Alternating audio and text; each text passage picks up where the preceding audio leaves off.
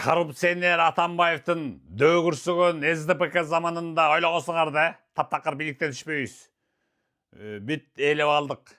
Баарыбыз істелейбиз, жейбиз, жыргайбыз деп. Атаңардын гана какпашы. Мына эми разоблачение периоду келди.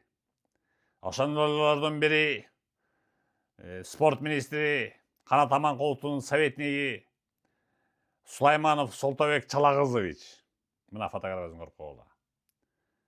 Бул болгондо сен өз өкүл балаңды Нурланды жедиң.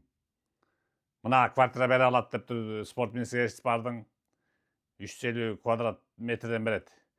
Госстрой компанияда үлүшү бар, 4 квартирасы бар деп. Анын да аферлонду. О бере калам деп. В общем, аяк жагы аны байкушту тиги кирайт эттиңер, $57,000 Нурланды. Оозуңа кул чоп менен ачып чыга бердиңер. Как будто ошондар билинбей калчу болуп.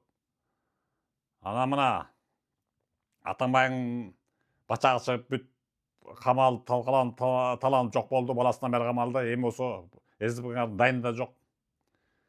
Барыңа туштарып качып кеттиңер.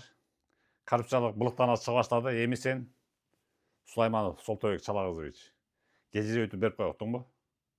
Алгансың. Бос бөлтөктөгү 40 гектар жерди 49 жерге ала калып, аяка инвестордорго да андан аласың дедиң. Ошим жей бердиң. Өз өкүл балаңды жегенден уялган жоксуң. Ошентип өкүл бала болбой эле койгула. Балекетин алгыла ошентип. Капкатта бир нерсе ойлоп чыгып өкүл бала.